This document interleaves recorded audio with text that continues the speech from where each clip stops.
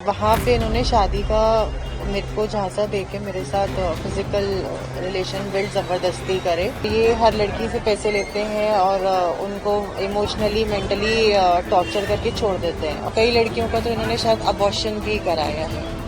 कम से कम 30-40 लड़कियों के फोटोज गलत गलत तरीके के इनके फोन पे पाए गए हैं। 32 साल की एक लड़की कोर्ट रूम पहुंचती है और जज के सामने बेहद अजीब तरीके के सबूत पेश करती है।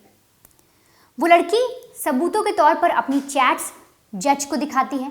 उन्हें दिखाती है किस तरीके से एक लड़के ने उसे धोखा दिया, उसके साथ गलत काम किया, और जिस लड़की को या जिस आदमी को वो अपना सब कुछ मान रही थी, वो ये सोचकर चल रही थी कि आगे चलकर हम दोनों की शादी होगी, उसने उसके साथ बहुत बड़ा धोखा किया। अब जब कोर्ट रूम में जज साहब ये सारे सबूत देखते हैं, वो चैट्स देखते हैं, उसके बाद लड़के को जमानत देने से इनकार कर देते हैं। तस्वीरों में आप अभी जिस लड़के को देख रहे हैं, ये 39 साल का ललित है।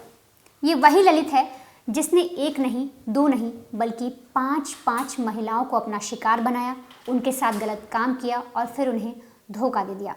दरअसल इस लड़के ने अपनी पहली बीवी को तलाक दे दिया, दूसरी बीवी को तलाक देने का प्रोसेस चल रहा है और 3 लड़कियों के साथ इसने रेप जैसी वारदात को अंजाम दिया है।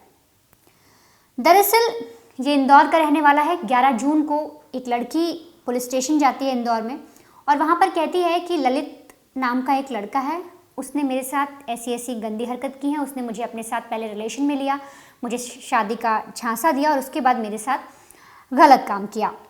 अब एफआईआर दर्ज हो जाती है जिसके बेस पर, जिसके आधार पर 16 जून को जो पुलिस है वो ललित को अरेस्ट कर लेती है। अब इधर जो ललित है वो कोर्ट में अर्जी डाल देता है जमानत की, लेकिन 20 जून के दिन उसे जमानत मिल जाती है और जो लड़की उसके खिलाफ शिकायत दर्ज कराती है, एक तरीके से वो निराश हो जाती है।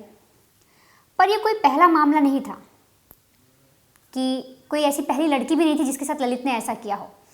जब वो लड़की 11 जून को इंदौर में एक एफआईआर दर्ज कराती है, उसके ठीक 2 दिन बाद यानी 13 तारीख को दिल्ली से एक लड़की इंदौर पहुंचती है और वहां जाकर पुलिस स्टेशन में ललित के खिलाफ एफआईआर दर्ज करवाती है। वो भी वही कहती है, दिल्ली वाली लड़की बताती है कि ललित ने पहले मुझे शादी का झांसा दिया, मेरे साथ गलत काम किया, उसने मुझे अपने प्यार के जाल में फंसाया और अब जाकर मुझे पता लगा कि उसकी तो एक बीवी है जिसे वो तलाक दे चुका है, दूसरी को वो तलाक देने वाला है और इस तरीके से वो लड़कियों को ब्लैकमेल भी कर रहा है। अब जब ये सारी चीज़ें होती हैं तो पुलिस को जो ये लड़का 20 तारीख को ज़मानत पर छूटा था, उसे दोबारा अरेस्ट करना पड़ता है। दोबारा अरेस्ट करने के बाद ये पूरा मामला फिर से कोर्ट रूम जाता है। वहाँ पर फिर से जो ललित है वो अर्जी लगाता है कि उसे जमानत मिल जाए। लेकिन अब ऐसे में जो दिल्ली वाली लड़की थी वो दिल्ली से इंदौर आती है, कोर्ट में सबूत पेश करती है, वो व्हाट्सएप के चैट्स दिखाती है, बाकी सारी चीज़ें दिखाती है जो भी उसके पास होते हैं, गवाही देती है उस लड़के के खिलाफ और फिर जो जज साहब हैं वो उसकी ज़मानत की अर्जी को खारिज कर देते हैं।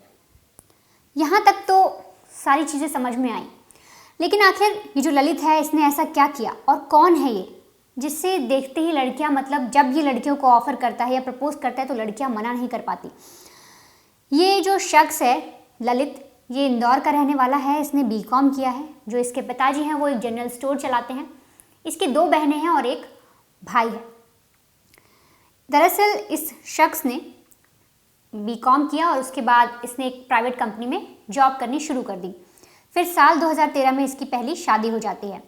शादी होने के बाद ये कुछ महीने बीतते हैं, 1-1.5 महीने बाद पुणे चला जाता है और वहाँ पर एक टेलीमार्केटिंग प्राइवेट कंपनी है, उसमें काम करना शुरू कर देता है। वहाँ काम करने के दौरान ही एक लड़की से इसकी मुलाकात हो जाती है। अब धीरे धीरे वो इस लड़की से प्यार करने लग जाता है, दोनों ही एक दूसरे से प्यार करने लगते हैं और फिर ये उस लड़की के साथ रिलेशन बनाता है जिससे वो लड़की प्रेग्नेंट हो जाती है।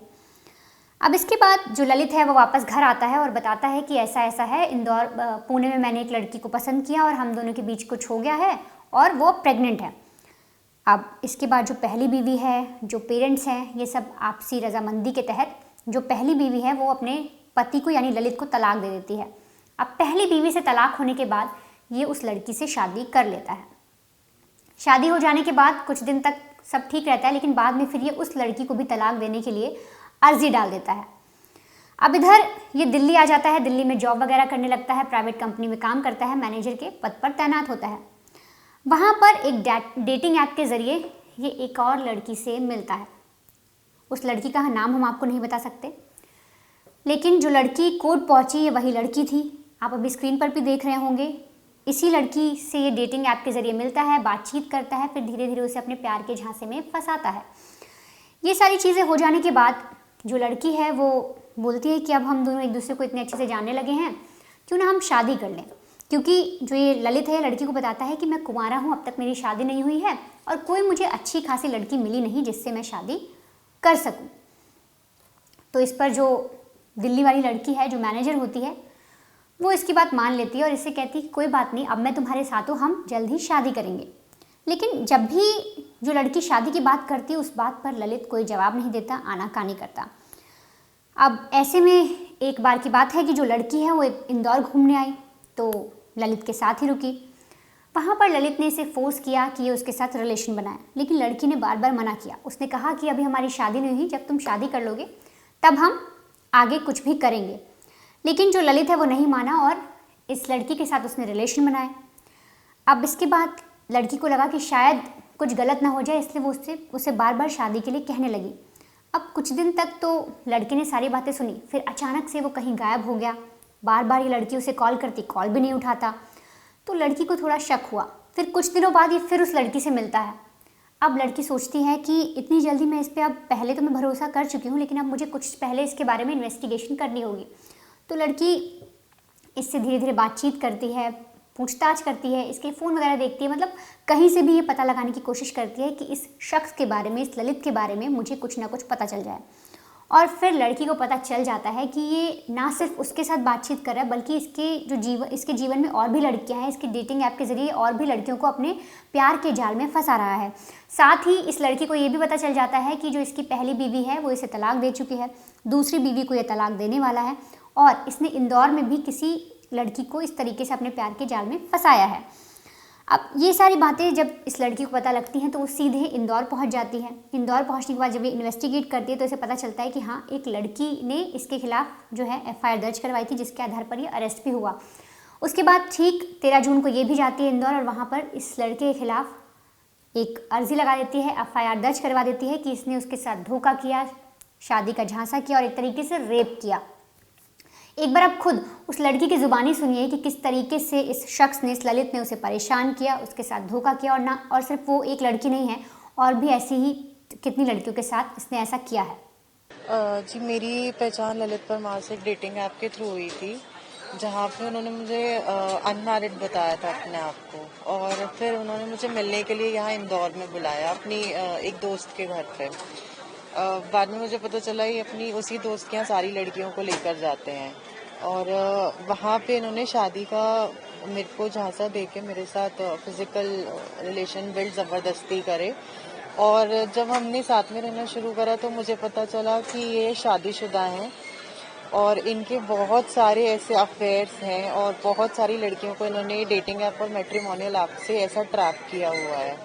और ये हर लड़की से पैसे लेते हैं और उनको इमोशनली मेंटली टॉर्चर करके छोड़ देते हैं। और मेरे से भी कुछ 4-4.5 लाख रुपए लिया है, जिसके ट्रांजैक्शंस मैंने अपने एडवोकेट और अपनी जो ऑब्जेक्शन फाइल था मैंने उस पर लगाए हुए हैं। और मैंने सारे वो चार्ट्स भी लगाए हैं जिस पर उन्होंने क्लेम किया है कि अब वो शादी करेंगे। और जब मैं हर बार रीज़न पूछती थी कि अब शादी कर लेते हैं, अब रजिस्टर कर लेते, तो हर बार ये एक रीज़न दे देते थे और हर बार शादी का जो रहता था वो टाल देते थे कि अभी नहीं, थोड़ा रुक के करेंगे। अब मुझे एक और चीज़ पता चल रही है कि जैसा इन्होंने मेरे साथ किया है वैसा ही सेम इन्होंने पुणे में भी एक लड़की है उसके साथ किया था। और ये लड़कियों को इतना एक्सप्लॉइट करते हैं और कई लड़कियों का तो इन्होंने शायद अबॉर्शन भी कराया है। और ऐसा करते करते जब मैंने इनके फ़ोन में भी देखा है, कम से कम 30-40 लड़कियों के फ़ोटोज़ गलत तरीके के इनके फ़ोन पे पाए गए हैं। तो सुना आपने इस लड़की ने क्या कहा, किस तरीके से ये भोली भाली लड़कियों को फंसाता था, उन्हें अच्छी अपनी प्रोफाइल दिखाता, उनके साथ ठीक ठाक अच्छे तरीके से बातचीत करता, चिकनी चुपड़ी बातें करता, फिर उन्हें अपने प्यार के जाल में फंसा लेता और फिर उनका यूज़ करके, यूँ कहें कि उनके साथ रिलेशन बनाकर उन्हें बड़ी आसानी से छोड़ देता और फिर खुद कहीं गायब हो जाता। और ये जो लड़की जिसने दिल्ली आकर शिकायत की, या इंदौर की जो एक महिला थी, जो लड़की थी, उसने जो शिकायत की, ये सिर्फ उतनी ही नहीं है, इससे पहले भी जब पुलिस अब इन्वेस्टिगेट कर रही है इस लड़की के बारे में, तो पुलिस को पता लगा कि इससे पहले भी ये एक लड़की को और फंसा चुका है, जिससे इसने बताया था कि वो वकील है और इसने कहा था कि वो लड़की शादीशुदा थी। तो इसने उस लड़की से कहा कि तुम्हारा जो पति है वो अगर उस किसी प्रॉब्लम में फंसा हुआ है तो मैं उसे निकलवा सकता हूँ। और लड़की का पति थोड़ी परेशानी में भी था और इसने बताया कि मैं वकील हूँ। लड़की ने इससे दोस्ती भी कर ली और फिर धीरे धीरे इसने लड़की के घर पर आना जाना शुरू कर दिया और फिर उसके साथ भी रेप जैसी वारदात को अंजाम दिया। तो अगर जो पुलिस रिकॉर्ड में है, जो पुलिस चेक कर रही है, जितना इन्वेस्टिगेट कर रही है, उसमें ये चीज़ सामने आई है कि भले ये इंदौर में रहता हो, लेकिन इसने इंदौर, पुणे, दिल्ली जैसी कई ऐसे महानगर की जो लड़कियां उन्हें फंसाया है, डेटिंग ऐप के थ्रू उनसे बातचीत करता, चिकनी चुपड़ी बातें करता, फिर उन्हें फंसा लेता। फिर उन्हें अहम चीज़ ये है कि शादी का झांसा देखता, उन्हें ये बताता कि मैं कुंवारा हूँ, किसी को बोलता मैं वकील हूँ, अपनी अच्छी खासी प्रोफाइलिंग करता, अपने आप को बहुत अच्छा दिखाता और फिर जब लड़कियाँ इससे प्यार करने लग जाती तो उनके साथ रिलेशन बनाता और फिर उन्हें धोखा दे देता।